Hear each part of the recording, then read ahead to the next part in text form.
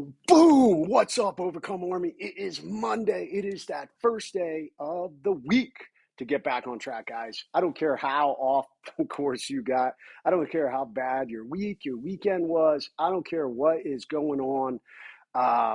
Guys, this is the day. I think so many people have this negative view of Monday. They're like, oh God, Monday. But guys, Monday should be that reset day.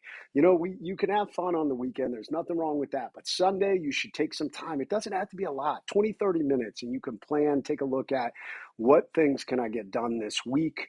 And then Monday, man, we hit the ground running. Monday is that day you should get back in the gym. Monday is that day. If you got your diet off over the weekend, guess what? Monday's the day you get back on track. Monday is the day we look at where do we move the needle in our businesses? Where do we move the needle in our jobs? Where do we move the needle for our kids, man? It should be a reset day. And that's why I am a fan, man. I love Mondays. I think we might need an Overcome Army shirt. I love Mondays. So that is what's up. So, guys, I hope all of you are rubbing that sleep out of your eyes, or maybe some of you are already up. I know members of our Overcome Army told me, because I'm doing this a little later, since I'm out in Denver right now, they said to me, my East Coast peeps were like, I'll already have my workout done. And I love that, man. So getting it on, loosening up, getting ready to go for the day. So this Monday, guys, I'm going to continue on our path, or the final part of our journey that we've been having over the last 6-7 weeks of the Pentagon and Peak Performance. And once again, for any of you that may be new, if you're hearing the term the Overcome Army, that is my group coaching group where we offer nothing but relentless positivity. We are a goal-focused group. I encourage everybody to pick a goal every quarter, and I encourage everybody to follow the rule of 3 Ps: one physical, one physical, one personal, one professional.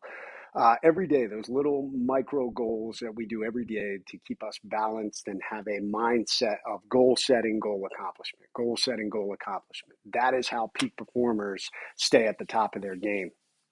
So, one of our European members, he just wrote me and was like, "Yeah, I'm already 5 hours into my workday because you're slaying it, crushing that Monday."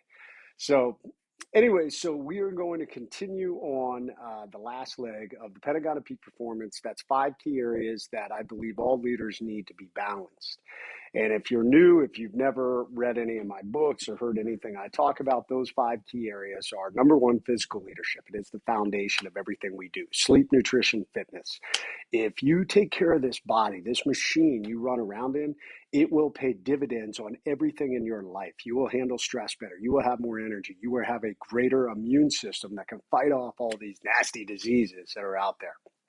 Number 2, mental leadership.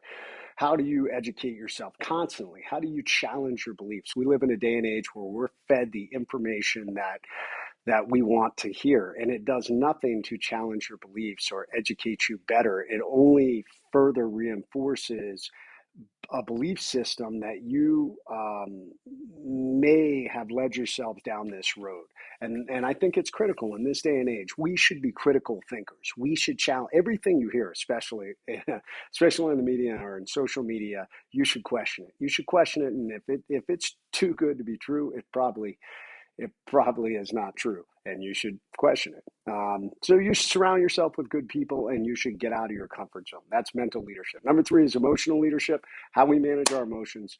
Number 4 is social leadership, how we invest in our teams. And number 5 today is spiritual leadership. Guys, how do we get outside of ourselves? For so many, spiritual leadership can be faith.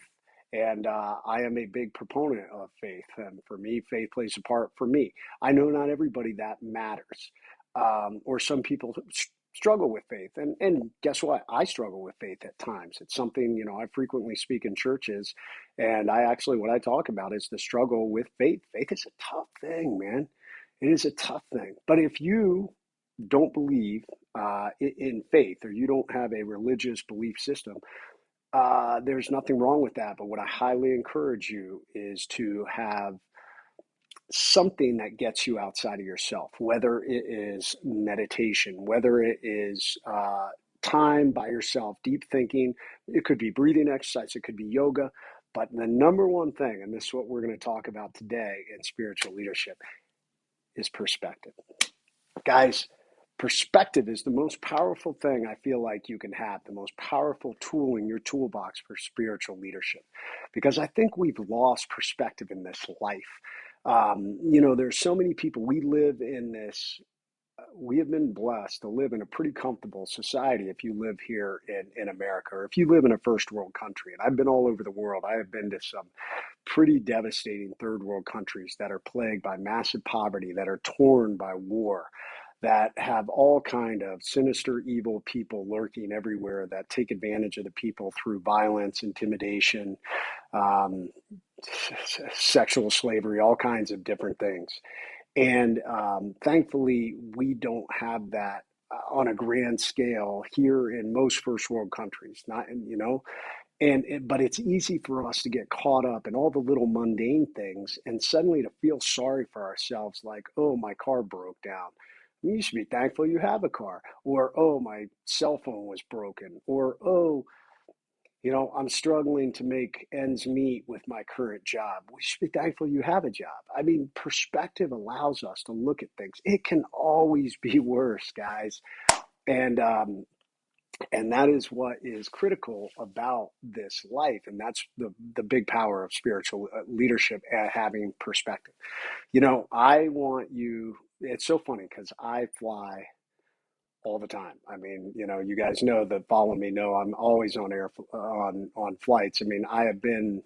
This is my 12th or 13th city in a 2 week period, and I mean, I've just been crisscrossing the United States, and I fly all the time. I'm a Diamond Elite with Delta, and it's fascinating to me because air travel is one of those places where I really see people's perspective or lack of perspective come into play.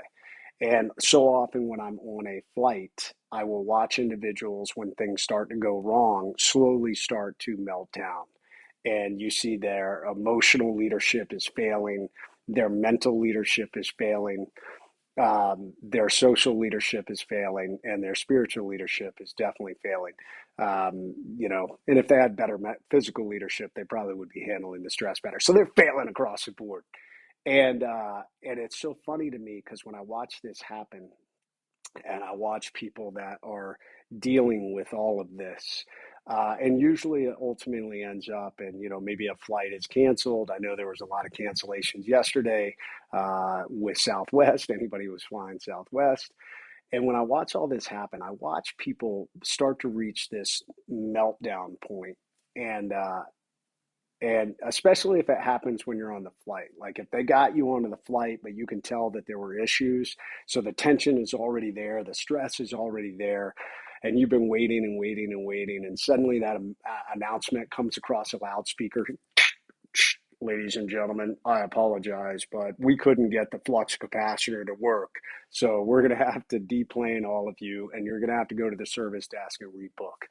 And in that moment, man, I watch people melt down, and I watch people get up and they're so angry and they're like, oh my God, what a bad day. And I laugh at this because I'm like, really? I've been all over the world. I have seen people at their worst bad day of their lives. I've experienced horrific bad days, from a massive leadership failure that almost caused me to commit suicide, to devastating battlefield injuries, to a business ambush lawsuit. I mean, these were bad days. And when people tell me this, I'm like, really? This is a bad day? Like, tell me about it. I mean, seriously, I don't know about you, but in that moment, like I'm like, when I'm getting off the plane, I'm like high fiving the pilot. I'm like, pilot, thank you, buddy. I don't like flying on broken planes. Like that ain't my jam. I mean, perspective. People always ask me when I land, they're like, how was your flight? And I was like, it was amazing. It was awesome. And they're like, oh wow, what was so great about it? And I was like, well, nothing. We didn't crash. Like that's my mark of a good flight. Hey, no crash, great flight. Crash, that's a bad flight. Thankfully, I've never had a bad flight. I don't want a bad flight. And, I'm thankful when a pilot and a system works, that if there is a mechanical failure or a mechanical problem, they would rather fix it than fly us. That's good perspective, guys. So I look at life now with um, appreciation for all the things that I have and gratitude for all the things that I have. And when things go wrong, it doesn't make it any less.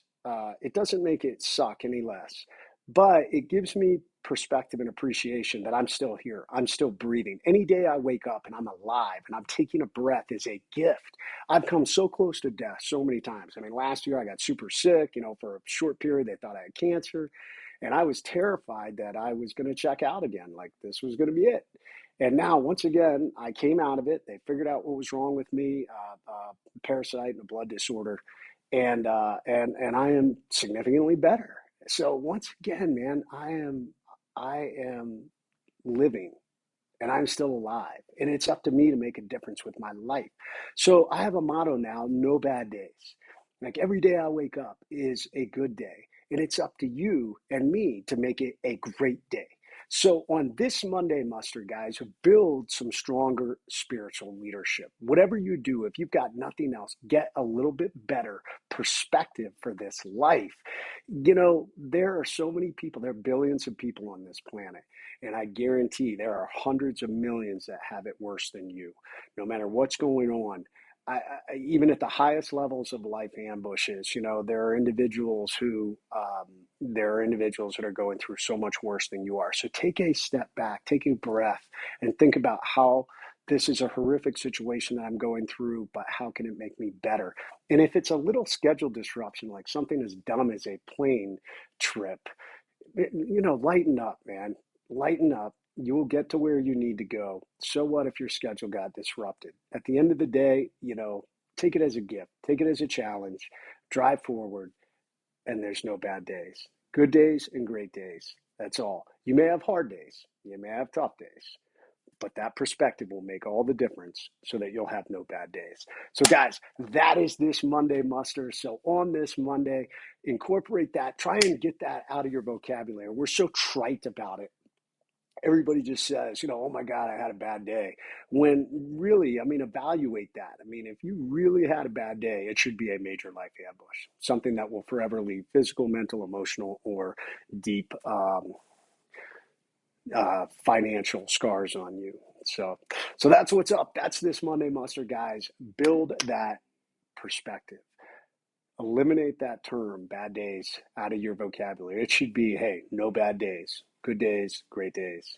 And we're going to drive forward. It's up to you to do it. All right, guys, much love. Get out there and crush this week. No bad days. That's what it's about. I'm out.